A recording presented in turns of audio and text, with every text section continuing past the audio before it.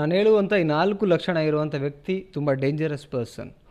ದೂರ ಇರಿ ಸ್ವಲ್ಪ, ಇಲ್ಲ ಬುದ್ಧಿವಂತರಾಗಿ ಬದುಕಿ ಅವರೊಟ್ಟಿಗಿರಬೇಕಾದ್ರೆ. ಸೊ ಏನು ಆ 4 ಲಕ್ಷಣ ನೋಡೋಣವಾ? ಸೊ ಅದಕ್ಕಿಂತ ಮುಂಚೆ ಬೆಲ್ ಬಟನ್ನ ಕ್ಲಿಕ್ ಮಾಡಿ, ಸಬ್ಸ್ಕ್ರೈಬ್ ಮಾಡದೆ ನೋಡ್ತಾ ಇದ್ರೆ ದಯವಿಟ್ಟು ಸಬ್ಸ್ಕ್ರೈಬ್ ಮಾಡಿ. ಇದೇ ಥರದ ವಿಡಿಯೋ ಸಿಗುತ್ತೆ, ಫ್ರೀ ಇದೆ, ಸಬ್ಸ್ಕ್ರೈಬ್ ಮಾಡ್ಕೊಳ್ಳೋಕ್ಕಿಂತ ಚಾರ್ಜ್ ಇಲ್ಲ. ಆ್ಯಂಡ್ ಕೌನ್ಸಿಲಿಂಗ್ ಬೇಕಾ ಸ್ಕ್ರೀನ್ ಮೇಲೆ ನಂಬರ್ ಹಾಕಿರ್ತೀನಿ, ಕಾಂಟ್ಯಾಕ್ಟ್ ಮಾಡಿ.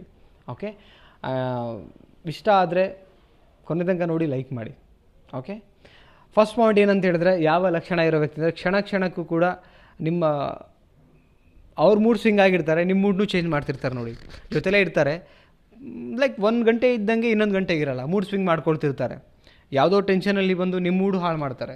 ಸೊ ಇದು ರಿಲೇಷನ್ಶಿಪ್ಪಿಗೂ ಒಳ್ಳೆಯದಲ್ಲ, ನಿಮ್ಮ ನೆಮ್ಮದಿಯ ಬದುಕಿಗೂ ಒಳ್ಳೆಯದಲ್ಲ, ನಿಮ್ಮ ಸಕ್ಸಸ್ಸಿಗೂ ಒಳ್ಳೆಯದಲ್ಲ. ಆ್ಯಕ್ಚುಲಿ ಇಂಥವರೊಟ್ಟಿಗೆ ನೀವು ಕನೆಕ್ಟಿವಿಟಿ ಕಡಿಮೆ ಮಾಡಿ. ಸಪೋಸ್ ಕನೆಕ್ಟಿವಿಟಿನ ಡಿಸ್ಕನೆಕ್ಟ್ ಮಾಡೋಕ್ಕಾಗದೇ ಇರೋ ಪರಿಸ್ಥಿತಿನಲ್ಲಿದ್ದರೆ ಮೆಂಟಲಿ ಡಿಸ್ಕನೆಕ್ಟ್ ಮಾಡ್ಕೊಳ್ಳಿ.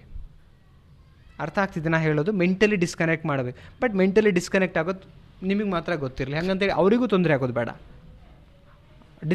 ಅವರಿಗೂ ತೊಂದರೆ ಆಗೋದು ಬೇಡ. ಓಕೆ, ಇದು ಫಸ್ಟ್ ಪಾಯಿಂಟ್.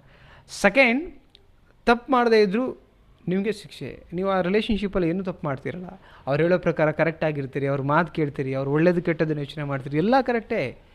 ಬಟ್ ಫೈನಲಿ ಅವರೇ ತಪ್ಪು ಮಾಡಿ ನಿಮ್ಮ ಮೇಲೆ ಗೂಬೆ ಕೂರಿಸ್ತಾರೆ. ನೀವು ಸರಿ ಇಲ್ಲ, ಚೇಂಜ್ ಆಗಬೇಕು, ಹಂಗಾಗಬೇಕು, ಹಿಂಗಾಗಬೇಕು, ಏನೇನೋ ಮಾತಾಡ್ಬಿಟ್ಟು ನಿಮ್ಮ ತಲೆ ಹಾಳು ಮಾಡ್ತಾರೆ. ಈ ಲಕ್ಷಣ ಇರೋ ವ್ಯಕ್ತಿ ಯಾವತ್ತೂ ಇದ್ರೂ ಡೇಂಜರೇ, ಹುಷಾರಾಗಿರಿ. ಬಿಕಾಸ್ ನೆಮ್ಮದಿ ಅಂತೂ ಇರಲ್ಲ ಲೈಫಲ್ಲಿ.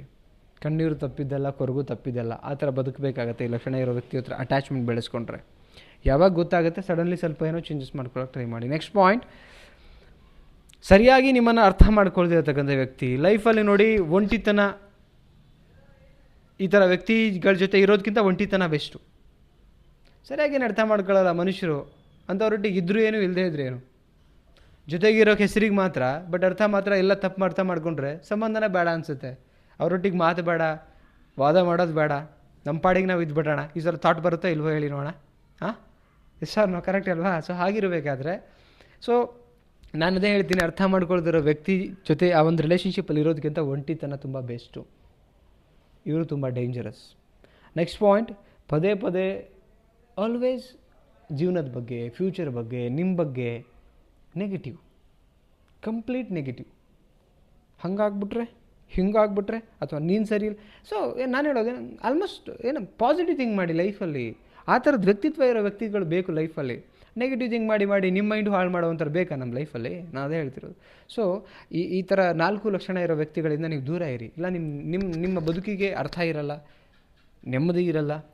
ಸಕ್ಸಸ್ಸಿಗಂತ ಹೊರಟ್ರೆ ಮಾತ್ರ ಅಲ್ಲಿಗೆ ಅರ್ಧ ದಾರಿಗೆ ನಿಲ್ಲಿಸ್ಬಿಡ್ತಾರೆ. ಯಾವ ಪಾಯಿಂಟ್ ಇಷ್ಟ ಆಯಿತು ಕಮೆಂಟ್ ಮಾಡಿ ತಿಳಿಸಿ. ಸಬ್ಸ್ಕ್ರೈಬ್ ಮಾಡದೆ ನೋಡ್ತಾ ಇದ್ದರೆ ಸಬ್ಸ್ಕ್ರೈಬ್ ಮಾಡಿ, ಸಪೋರ್ಟ್ ಮಾಡಿ. ಓಕೆ, ಕನ್ನಡದ ಚಾನಲ್ಲು ನಮ್ಮ ಕನ್ನಡದವರೇ ಬೆಳೆಸಬೇಕು. ಸೊ ಸಪೋರ್ಟ್ ಮಾಡಿ ಆ್ಯಂಡ್ ಸಬ್ಸ್ಕ್ರೈಬ್ ಮಾಡಿ, ಎಲ್ರಿಗೂ ಶೇರ್ ಮಾಡಿ. ಕೌನ್ಸಿಲಿಂಗ್ ಬೇಕಾ ಕಾಂಟ್ಯಾಕ್ಟ್ ನಂಬರ್ ಹಾಕಿರ್ತೀನಿ, ಕಾಂಟ್ಯಾಕ್ಟ್ ಮಾಡಿ. ಬಟ್ ಫೀಸ್ ಇರುತ್ತೆ. ಮತ್ತೊಂದು ಟಾಪಿಕಲ್ಲಿ ಸಿಗೋಣ. ಬಾಯ್.